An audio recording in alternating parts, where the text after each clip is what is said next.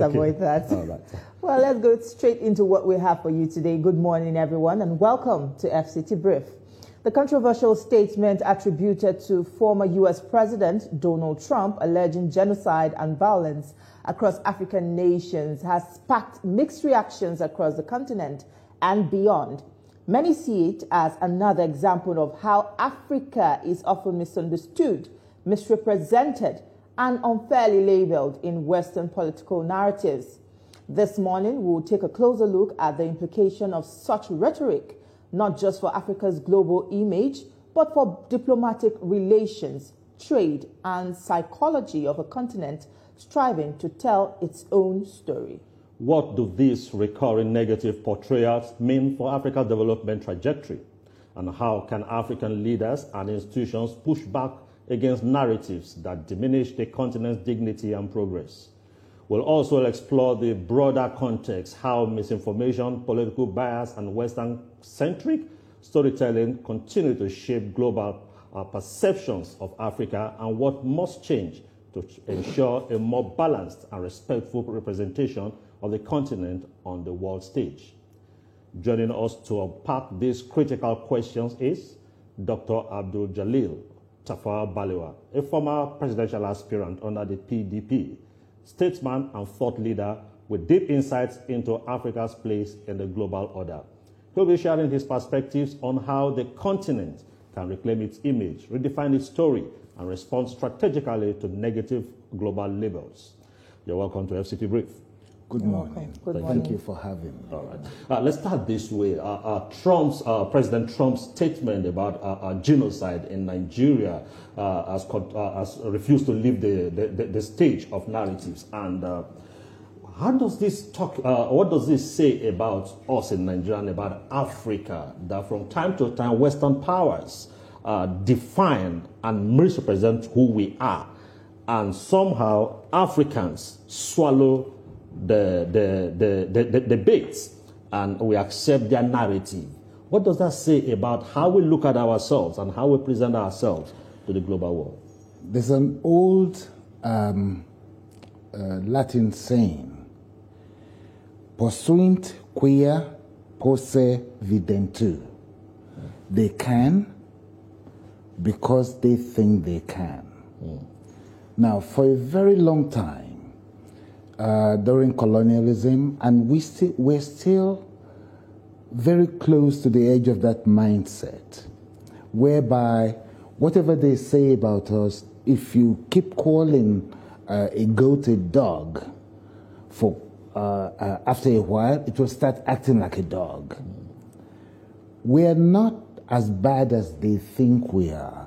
Nigeria owns 1/6, maybe 15 to 16% of all the blacks in the world.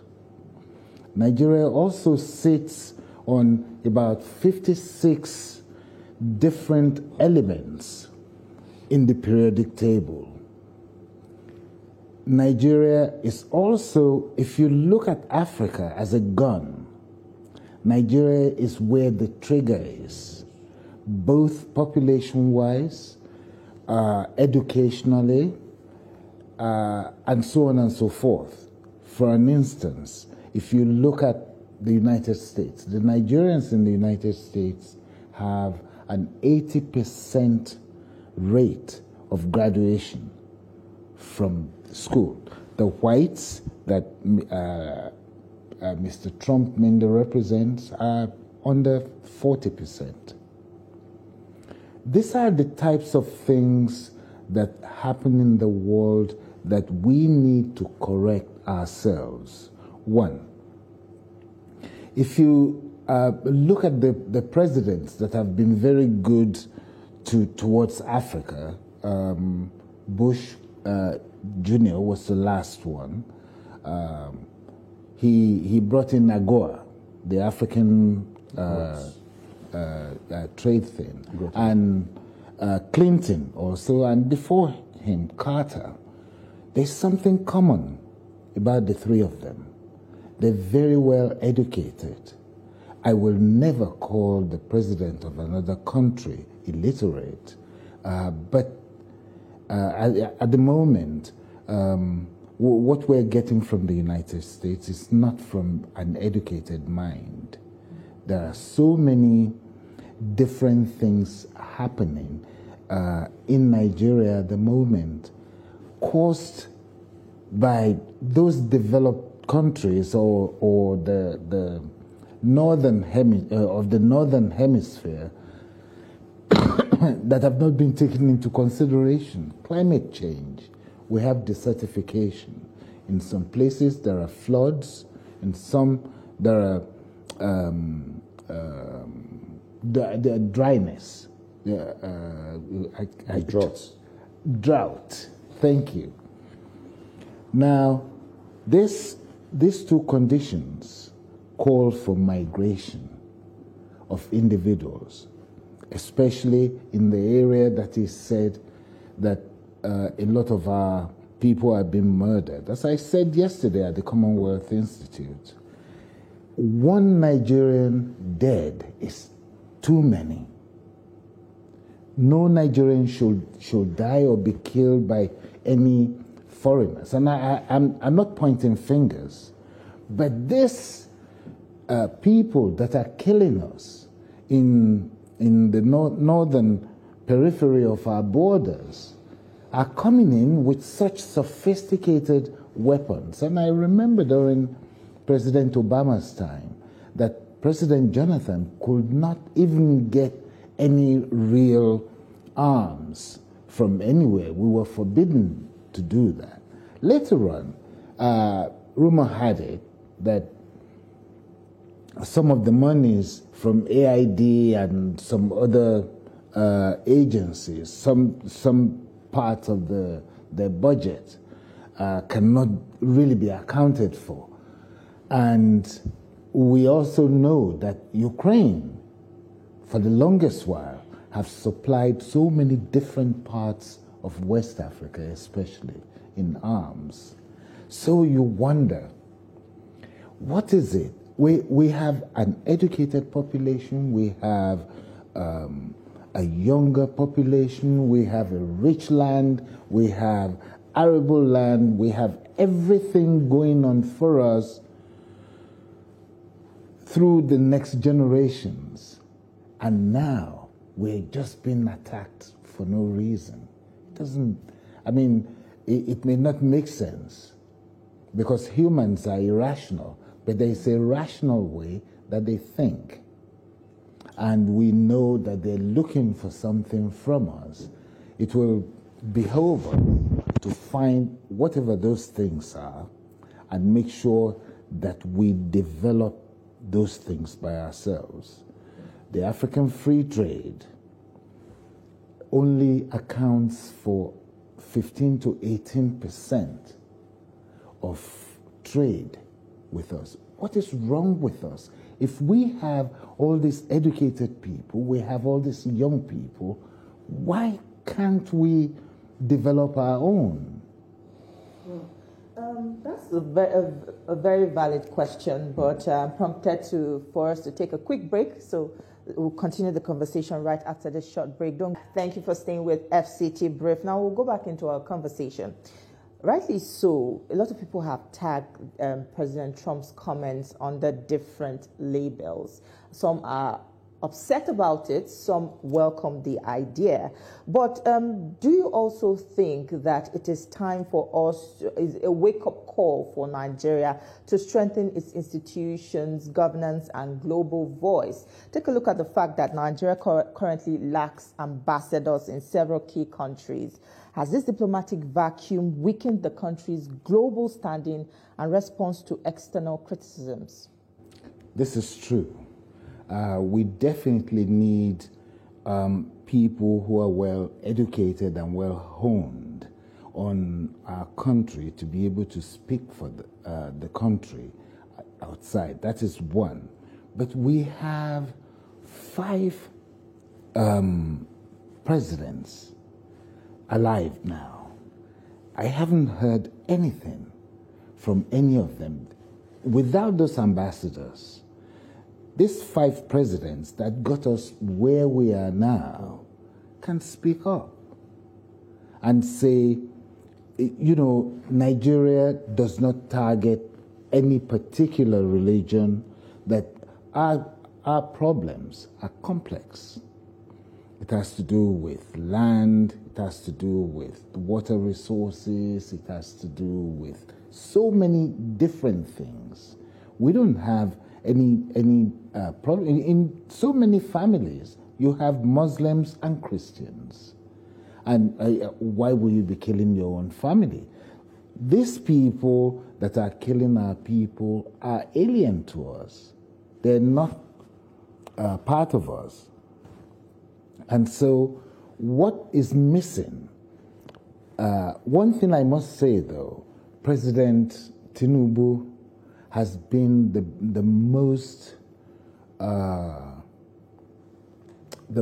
knowledgeable in world politics of the presidents we've had over time.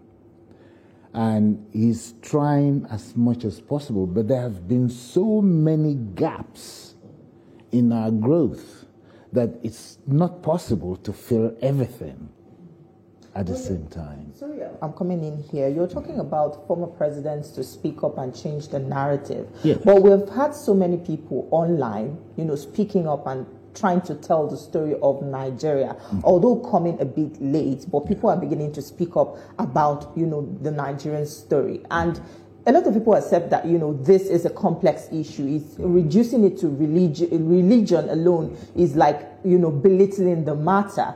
Do you think that if this, would I call them senior statesmen, you know, add their voices to it, it would change anything?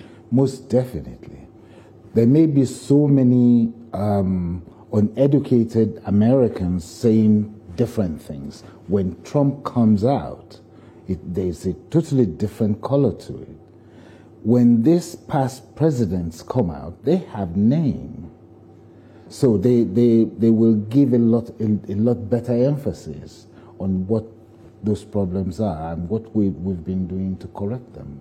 Okay, let's take a look at some other things now. Over time, you talked about the gaps that has been there.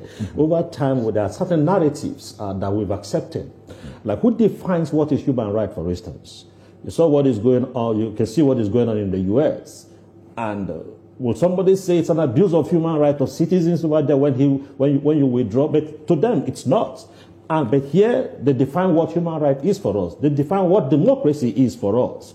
And they define so many things, and we've accepted them. So at what point should Africa, have a sit down and look at the whole narrative and say, look, let's begin to tell our own stories. Let's begin to redefine our own institution, the way things should be done. We had democracy in Africa, even before, in Nigeria, even before the colonial masters came in, they destroyed our institutions. So how can we move forward if we don't have a retrospect to redefine certain things?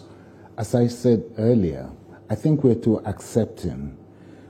This capitalist type of democracy may not be for us, may not be right. Not that the parliamentary is any better or whatever. We need to be able to create our own. As you said earlier, we had a democratic system. We had our kings, they had their chiefs, and they governed well. And it suited our people. Now we've been forced to take on a totally alien way of life, and in a very short period of time, and we're being compared, after they've taken a lot of their wealth from us, we're now being compared to whatever it is that they used the wealth for when we didn't have any access to it. So we need to really think. I mean, people in your generation and younger will be tasked with that, because it's very important that we think of where we have to take Africa to. Africa is the future of the world.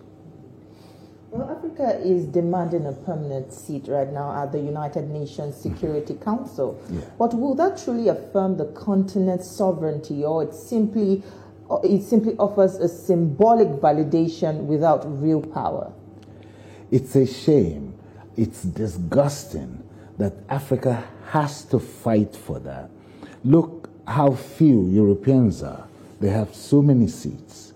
Look how few the Americans are. They have a few seats. We have one of the larger continents, maybe the largest continent actually in the world, and we don't have any representation on the Security Council.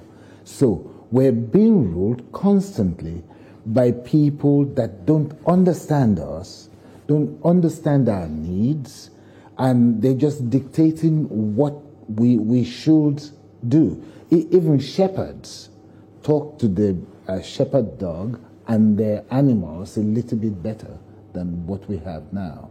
So definitely, if an African country, hopefully Nigeria, because we have the largest population, we should be able to carry the rest of Africa along. But I think we need more than one seat. Okay, you made reference to former leaders. Do you think engaging some of them as special envoy in this instance to kind of globetrotter to see the back end diplomacy, how, beyond what Trump is saying, there are a lot of other unanswered questions that will begin to engage these former leaders or some Nigerians that are vast in global affairs, so that we begin to see how we push certain narrative, because we are called the giant of Africa. And if we do not speak up, where will the other Africans speak up? And what exactly is the voice of AU, of ECOWAS in this instance? Is it loud enough, or they're just playing the low game? If you had followed the last hunger in New York, you'll see that it's only our vice president that made mention of Gaza. In Gaza, a lot of people may not know, both Muslims and Christians were killed. They're Palestinians, you know, you have Palestinian Christians and Palestinian Muslims, and a lot of children. This same America that says that we're killing our own people saw so much blood. I mean, they have a lot of blood on their hands, and they didn't do anything about it. The reason that we get these things is that we don't have brave African leaders. The only time that anybody spoke at hunger and made known what we all know and what we all feel was that time when the vice president said, you know, that this is ridiculous and it's demeaning. And I think it may be one of the reasons that we're in this situation that we're in now. Because if you look at South Africa and Uganda, you have these Christian sects that tell people to eat grass and tell them to do so many ridiculous things. You'd never hear about it. But our gossip came to the top because we don't really make ourselves known. We have to be stronger than we've been. But is that not the problem? That we spoke about Gaza? Mm-hmm. How much voice did we give out in Sudan? Okay, that goes back to your question on AU. The AU seems to be totally empty. You can see what happened with ECOWAS when the West really pushed on us a lot, and we let our brothers down, Niger, Mali, and Burkina. So they moved out of CEDEAO, ECOWAS. They moved out of ECOWAS now, and there isn't much that we're doing. The rest of the AU everybody's just doing whatever. We don't have any focus. We need to have a focus and be able to represent ourselves as a unit. Each time our word will be measurable. All right, as we wrap up the conversation, we'll still come back to one more thing, but that'll be right after this short break. Conversation with this African narrative. And I would like to end the conversation this way. We have a lot of diasporans, misrepresenting Nigeria. We have seen a lot of people condemn the country, say bad things about the country and all of that.